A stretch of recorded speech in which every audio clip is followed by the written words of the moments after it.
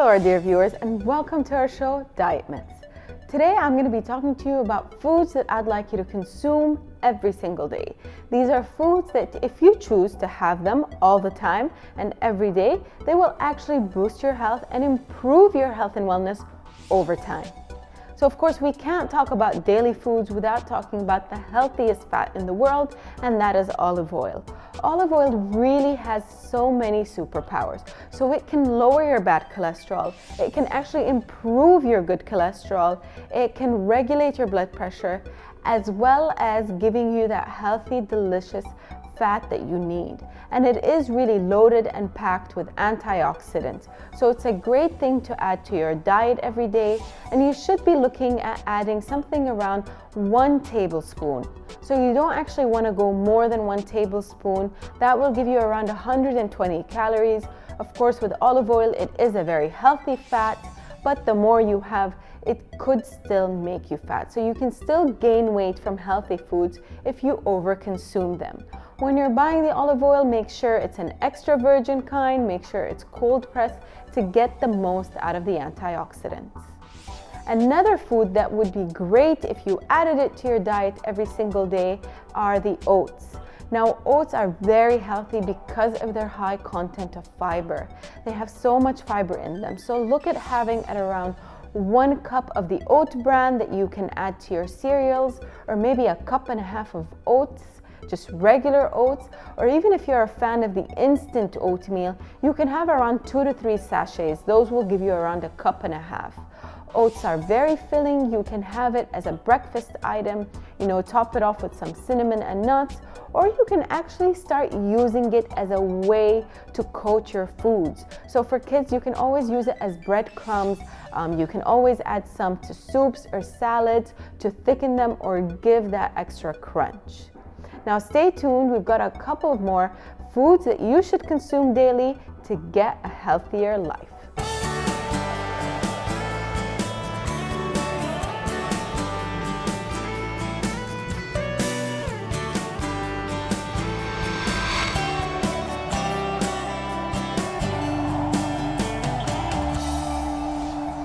Welcome back, our dear viewers. So let's take a look at a couple more foods that you can add to your daily diet to improve your overall health. Now, you'd be surprised to know that flax seeds are great foods to add. Not only are they loaded with antioxidants, some research has shown that they can actually help with asthma, they can actually protect your heart, and most importantly is that they can lower your levels of unnecessary estrogen. So anybody that suffers from excess estrogen, that hormone or the female hormone in your body, having flaxseed can actually help lower that hormone. So it's very important that you have around 1 to 2 tablespoons a day to get the maximum effect. And when you are having flaxseed, it's very important for you to grind those flax seeds. So you can't have them whole, or else you won't get much benefit out of them. And when you do grind them, you can grind them for weeks in advance. But what I suggest you do is you put it in the fridge or in the freezer, because it's a very fatty seed. Therefore, you don't want it to go rancid. Another great food item or spice that you can add to your daily life is cinnamon. And you don't really need to add much to get the most benefit out of cinnamon. Around 1/4 to 1/2 teaspoon can be enough to give you amazing health benefits. It has really helped with insulin sensitivity. Diabetics have seen a lot of improvement in their overall health. The blood circulatory system functions better because of the antioxidant properties in cinnamon. So definitely a great spice to add, whether it's in your food or in your oatmeal. It just gives you that sweetness, and you don't really need to add much to get your health benefits. Teas are also great foods or drinks to have. It doesn't really matter what kind of tea you have. So whether it's green, black, or white tea, they're all really good for your health, loaded with antioxidants. Aim to have around 3 to 5 cups, and definitely don't add any sugar to avoid the unnecessary calories. Stay tuned, we have a couple more foods to cover.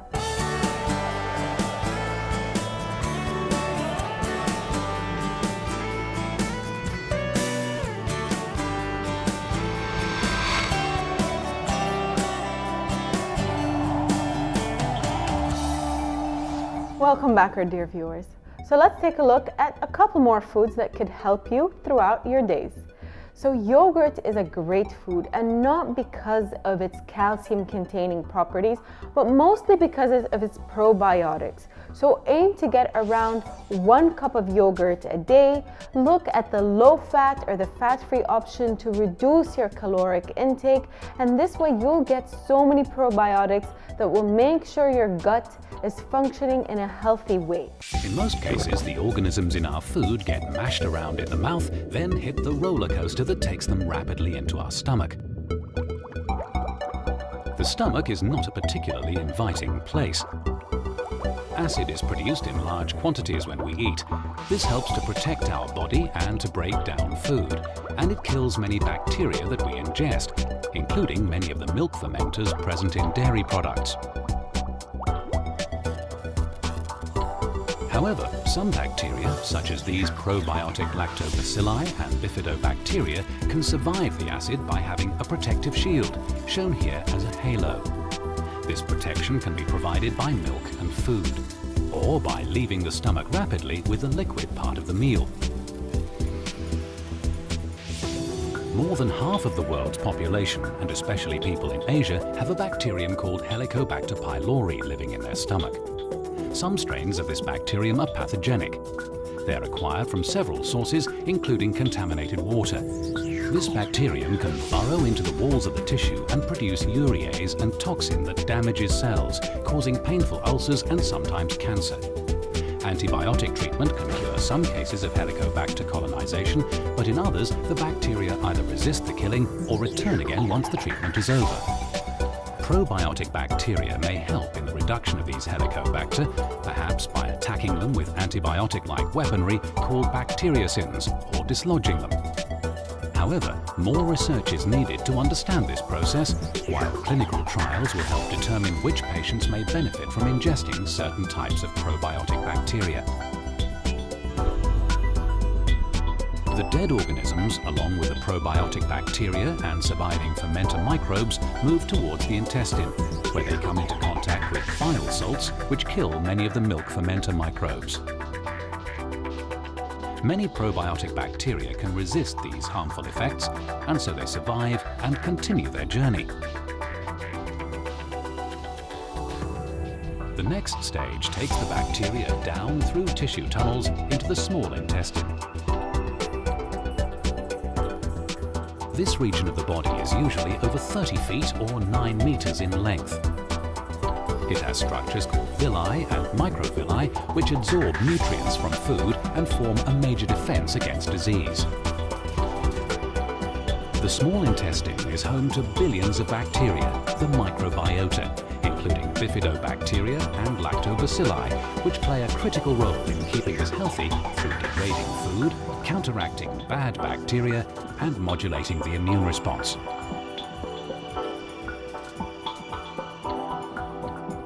Many questions need to be studied, such as what types of bacteria live here, how they communicate with each other and influence the way we feel, as well as whether probiotics can prevent or alleviate certain diseases. Beans are also great foods to incorporate in your everyday life.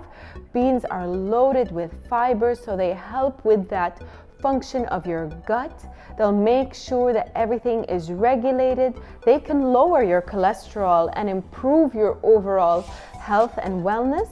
And they're especially amazing because they are plant sources of protein. But what you do need to keep in mind is that beans are not complete proteins. So it's rare to see a complete plant source of protein. What you can do is you can add a whole grain. So brown rice to any beans, whether it's lentils or black beans, can actually make the beans a more complete protein, and this way you'll get more of your benefits out of it. Another great food to add to your everyday diet is broccoli, and that's because broccoli contains the sulfur-containing compound, really good for your overall health, great for your circulatory system, and it's just definitely an easy food to add. All you're looking at adding is around half a cup a day. So it's very important to try to see how you can add these foods. Blueberries are other great foods that you can add. definitely loaded with antioxidants. The point is, when you're looking at vegetables and fruits, always look at the ones that are brightly or dark colored. So blueberries have that dark blue pigment, therefore that's where all the antioxidants come from. Broccoli has this nice green pigment, again giving it a lot of antioxidants. So these are easy foods to add to your daily life. I hope you'll be able to add them, and we hope you enjoyed today's episode, and we'll see you all next time.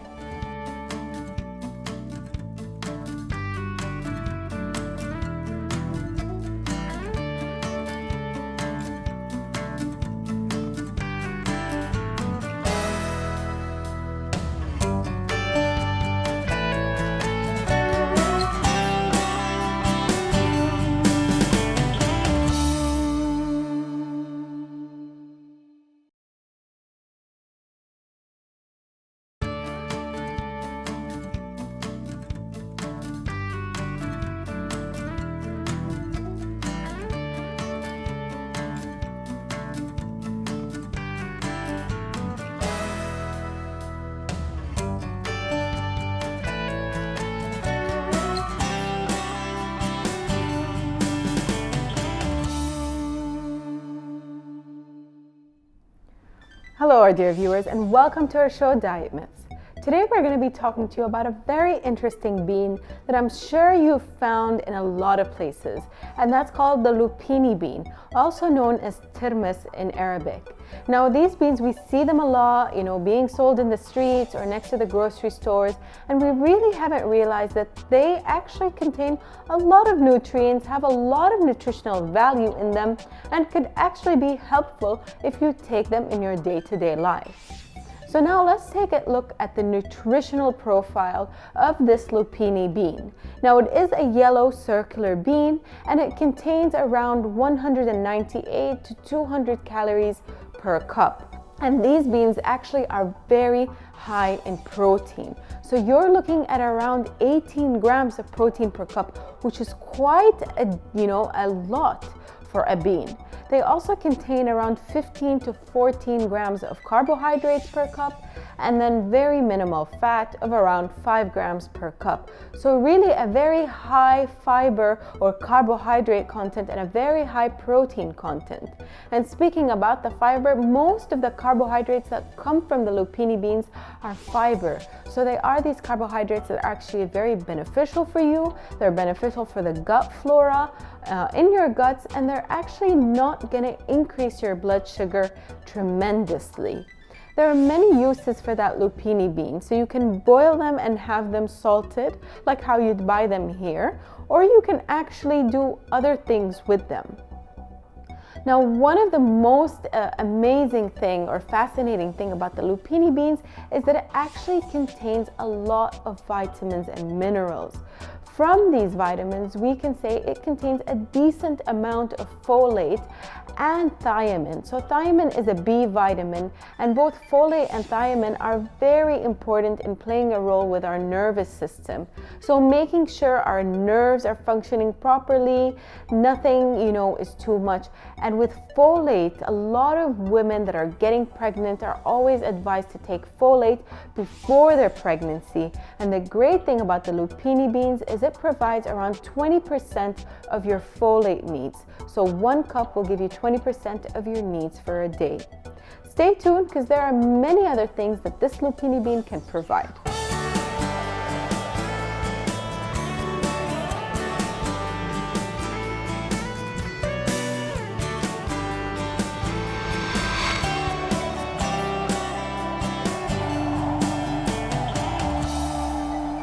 Welcome back, our dear viewers. So like we said, Lupini beans or tirmis actually contain a lot of nutrients. From these nutrients are manganese and copper. And manganese and copper are really important in your overall health and wellness. They will boost that immune system for you. And so does zinc and magnesium, which are also high in the Lupini beans. So they contain a lot of manganese, copper, zinc, magnesium, All these minerals that you actually get from a multi-supplement, they actually provide around 20 to 25% of your need for one day. So 1 cup can actually give you 1/4 of your need without that need to refer to supplements and not be sure of what you're getting in. Let's begin to understand what is going in our bodies. What are macronutrients? Carbohydrates, proteins, fats. Carbohydrate provides 4 calories per gram. Protein provides 4 calories per gram and fat provides 9 calories per gram. Let's break them down. Carbohydrates, gotta have them. The body's main source of fuel and easy to use. Every cell in the body can use glucose derived from carbohydrates for energy. Certain carbohydrates help with waste and elimination. Have you learnt about fiber? Get emancipated from being constipated. Protein, got muscles? You need protein for growth, especially important for children, teens, and pregnant women. Tissue repair, immune function, making essential hormones and enzymes, energy when carbohydrate is not available, and preserving lean muscle mass. Fat does not make you fat for these reasons. Energy. Fat is the most concentrated source of energy, absorbing certain vitamins like vitamin A, D, E, K, and carotenoids, providing cushioning for the organs, maintaining cell membranes, and providing taste, consistency, and stability to foods. Food is your safest medicine or slowest poison. You pick. A well-run life. Now, it's very important to think about ways that you can use the lupini beans to actually get overall health. Lupini beans, can be really loaded with salt, loaded with, for example, preservatives if you buy them jarred. So it's very important that you do them yourself. Another great thing that you can do with lupini beans is you can take them dry and grind them into a flour.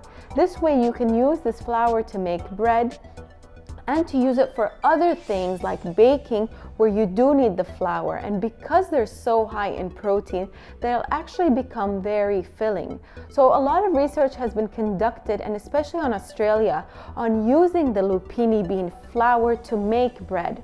And researchers have found that people that had breakfast that consisted of bread made from the lupini flour actually consumed 20% less throughout the day because they felt fuller. And again, the fullness is probably attributed to the protein and the fiber profile that's found in the lupini beans. Stay tuned, we have a bit more interesting facts to tell you about the lupini beans, and we'll be right back.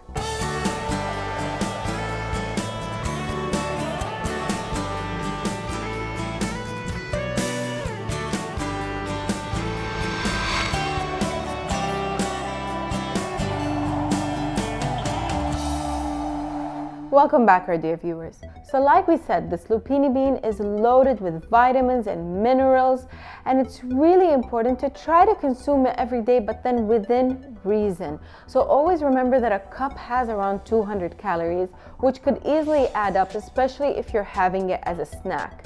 I do advise that you try to take the dry beans, and turn them into a flour. Of course, before you do that, for safety reasons, it could be a better idea for you to wash those beans and then re-dry them yourself to make sure there's no dust in them. When using them as a flour, you can try to replace them with your regular white flour or wholemeal flour. Sometimes what I do when I'm not sure if the taste will come through is I'll do a half and half mixture. So half of whatever flour you're used to using and then half of the lupini flour. But it definitely seems to be a very promising food item that we've really taken for granted, but a lot of countries are adopting into their diet. So it really has helped with heart disease because of its fiber content. They're looking at a lot of help in lupini beans with insulin sensitivity, again because of the high fiber and the high protein. So it is a very filling food. You can have it as a snack, you can make it at home, you can turn it into a flour. Either way, just make sure you have that portion control. Again, it's very low in fat, So anybody with heart disease can get away with having a decent amount of it, and it's really filling.